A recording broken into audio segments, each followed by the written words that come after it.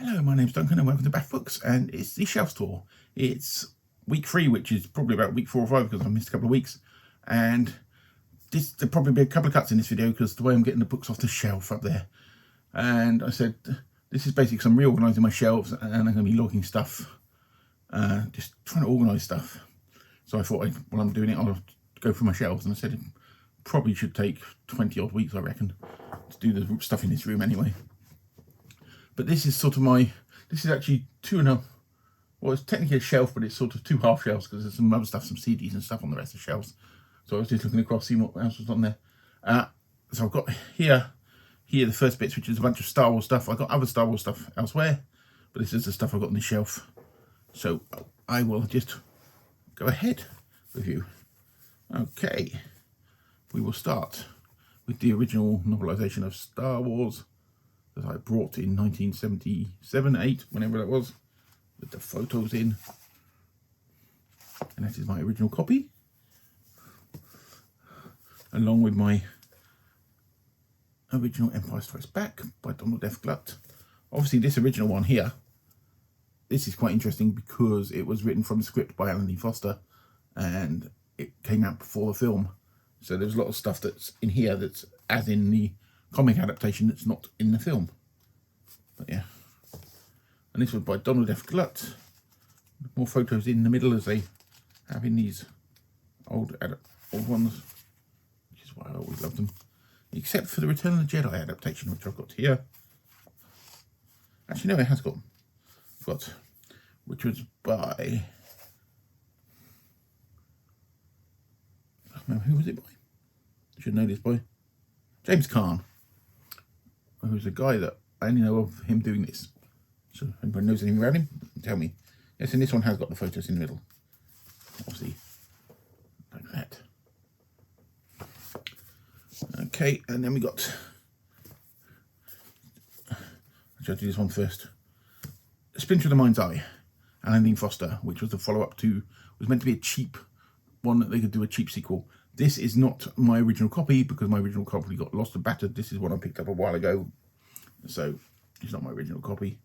But I really like this book because if you read it, it shows to me what Star Wars could have been if they hadn't sort of turned the Jedi into superheroes as they did in the prequels, which is what they did. And it's just quite interesting. It's more refined than the actual powers of the Jedi and things. But yeah, and also it's before they decided that Luke and Leia were going to be brother and sister. So that makes it all very interesting, which I think was a bit of a last minute change, no matter what George Lucas says. Then 2 of the Han Solo books, the original ones, Brian Daley. And I really like these early books because it was like the Wild West, because they didn't really have to follow any canon, so people just did stuff. The Lando Calrissian books around about the same time, which they're not on the shelf for some reason, they're around somewhere. Are really good as well. Sorry, I cough. Then we go through more Star Wars stuff. Let me go to the sequels, really, to the original trilogy. Well, in things which was Heir to the Empire, Timothy Zahn, Dark Force Rising, and The Last Command. If you've not read these, those are excellent. Forget the Disney canon when you're reading them, though. I'm unusual because I quite like the Disney films, but yeah, they're well worth reading. So they are really, really good. And there's another one of this one's Truce of Bakura is there. So now we can have a little cut while I go and get another bunch of books from the shelves. I'm back. It's very quiet here without dogs. Obviously Rosie's asleep and it's just really, really quiet. Normally at least Stalting and Gizmo would have coughed or something and somebody would have done something by now. It's just really, really strange when they're not here, which is very rare. But anyway, some more Star Wars books. Revenge of the Sith adaptation. Attack of the Clones. R.A. Salvatore did that one. And Phantom Menace one I can't see around here. So there's a slim chance it's not in this. For some reason it's not in the shelf of books. Actually, I've got 2 Attack of the Clones. What have I got 2 Attack of the Clones? I've got a trade version of Attack of the Clones as well. I hate trade paperbacks as well. Big floppy mess that they are. Yeah. So I might have to get rid of that because I don't really want to trade for it as well. I'd rather have the mass market paperback. But hey ho. I'm just trying to work out where to put this stuff now. Hopefully I can sort the sound out for this. As I said, I just did a video beforehand if you've not seen it. Sort of catch up one. And my microphone had run out of charge. So I'm going to have to process this through Audacity just to make the sound reasonable. Okay. So this has got dust on it because it's been on the shelf. This is the scripts for the original radio series, which we ended up publishing in the 90s, if I remember rightly. If you've not heard the original radio series, it is fantastic. And going along with Splinter of the Mind's Eye, which I mentioned, is how Star Wars could have been. This also feels like how Star Wars could have been. And I'm not saying that how Star Wars turned out wasn't good, but it just is an interesting way to go down. Interesting. And I would have loved to have, the more I've thought about it over the years, the more I think, cool, that could have been really, really good. So yeah. Aftermath, one of Chuck Wendig's one. There's 3 books in this one, but I've not actually read this one because there's number 3 books and I just picked up somewhere. Hardback, which I must do that, of the Courtship of Princess Leia.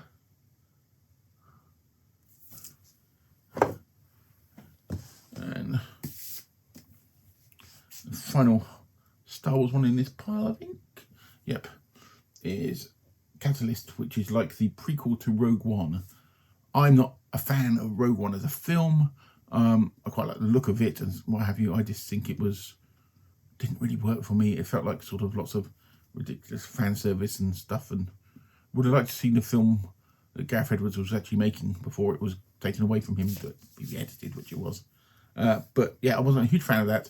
Read this book. This book is it's okay. It's got some really overly, Jay Lozano, who wrote it, is a good writer, but some of it is just overly technobabble like they used to have in Star Trek, and it's just, I found it a bit dull from what I remember. But no, I've not read it. It was a couple of years back I read it, but I kept it because it's a Star Wars book and I don't get rid of Star Wars books. But anyway, nip off again, and I'm going to get the other shelf, next bit of the shelf, which is, says horror and some detective-y stuff by the looks of it. And then that's the shelf done. Okay, I'm back. And this shelf is a mixture of sort of some Stephen King, bit of detective stuff, and some other bits. First bit I've got in here is called the Sherlock Holmes book, which my wife got me a few years back. And this book is like, links all the cases and all the people and tells you all the details and stuff. It's a nice book. Quite a nice little reference book. Tells you all about the history and stuff like that. It's not a bad little reference book. Yeah. And I really quite like it. Anyway, I'm trying to work out where the hell I'm putting this. Let's put it there for the moment. Okay. Show you some King. Stephen King, Salem's Lot, which we all know is the best Stephen King book.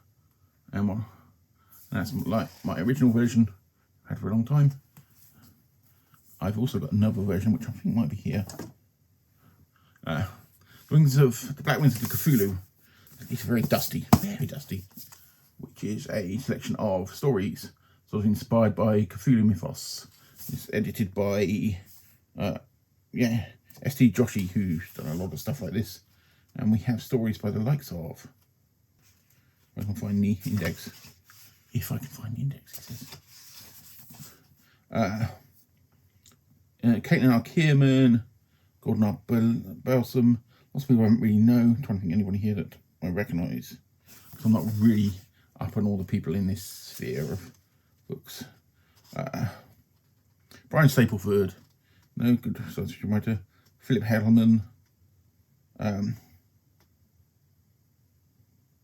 Michael Marshall Smith, another one name I know, but he's meant to be good. There's quite a few of them. My friend gave me this. There's quite a few of them in this series, and one day I'll get round to it. Okay, another version of Salem's Lot that I picked up at a local charity shop. But what's really nice about this is it's got a really nice bendy spine, and it's a really nice, easy one to read. So it means I don't really touch my original version when I want to read it, but it is still the best Stephen King novel. Okay, Stand, complete uncut version, and this is his version, which has got all the extra bits in. I'm not sure, has this got, because I've got a copy, I've got one of the original copies, which I like because it's shorter. I'm sorry, a lot of the extra pages he puts in is not.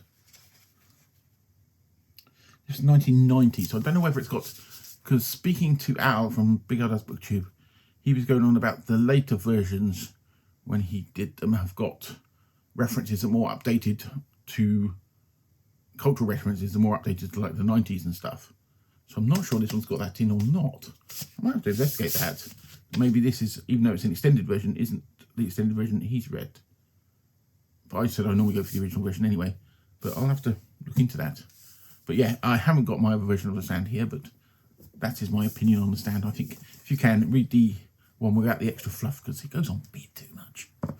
Stephen King can go on too much. Dark Tower, another King book I've not read.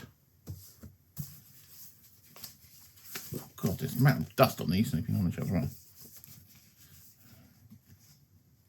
Black House, Peter Straub and Stephen King. I really do like their collaborations. They're all really, really good. And one I've not read, that I picked up locally, was The Regulators, one of the Rich Backman books, which I do not know anything about, but I picked it up.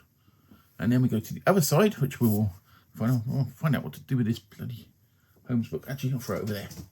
Stay. That worked. Okay. Sherlock Holmes' Greatest Cases. This is the Crime Masterworks. Okay, this I first read when I was on holiday with my wife in about 2004, 2005. And it was the first time I really got into Holmes. I've never really been into him that much before then. And this was in the holiday cottage we were staying in. So I went out, I half read it while I was there, and then I went out and I bought a copy of it afterwards. And these Crime Masterworks, there's about 15 of them. They're quite a collection. They were trying to do them similar to the SF Masterworks, so they're published different, obviously. Who's published on this? Ted Smart, it says here. But this is number 2, the Crime Masterworks. I managed to pick up a while ago an Ed McBain one of these Masterworks. The one of Ice, which is number 8. And I looked at the list of them. I've got a list of all these Crime Masterworks. If anybody's interested, I can give you the list of them all. And a lot of them are writers I know nothing about, because I don't really know the crime story. I like Ed McBain, and that's about as far as it goes. So I would, tempted whether I should sort of, beep, sorry, that's my computer in the background, whether I should actually collect any more of them. I'm in two minds about that. Anyway, so that's the Crime Masterworks. I said the Greatest Cases, Sherlock's Greatest Cases, which has got all the ones you expect to have in it. I said it's the one that really got me to Scandal in Bohemia and all those. I've got some other Holmes books, I think, behind me. Now I've got Ed McBain Ice, which McBain's always worth reading. So, next to more King. Green Mile. Stunning film. Excellent book. Film's better than the book though. Though I do like the book. And Dreamcatcher.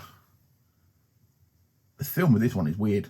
I saw the film, it's one of the first films I took my wife to see in a cinema. Dreamcatcher. We got a copy of it. I got a copy of it, but that's the book of it anyway. And that's it. And Danse Macabre, which is quite an interesting book about his sort of inspirations and what have you. And this lovely penguin of The Adventures of Sherlock Holmes. This has got half of ones there. I love the design of these penguins.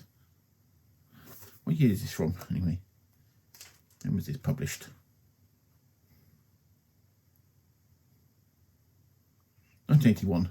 Oh, was that later? Yeah, 1981. Great condition. Can't remember where I found that, but I found it somewhere. But yeah, that's it. That's all done for those shelves. I said there was quite a mixture. I said when I'm sorting out my shelves, they probably won't be the same again. I said I've got to log these a bit later today. But yeah, so that is shelf 3 of the shelf tour. And I said hopefully I can sort out the sound because I haven't got my microphone. And I can make it sound okay because I'll just rip it off and whack it through Audacity. And I'm repeating myself now. But yeah, it's very quiet around the dogs. But anyway, I will speak to you all very soon. And have a good evening, afternoon, morning, whenever I manage to publish this. But yeah, I will speak to you all very, very soon. Bye-bye.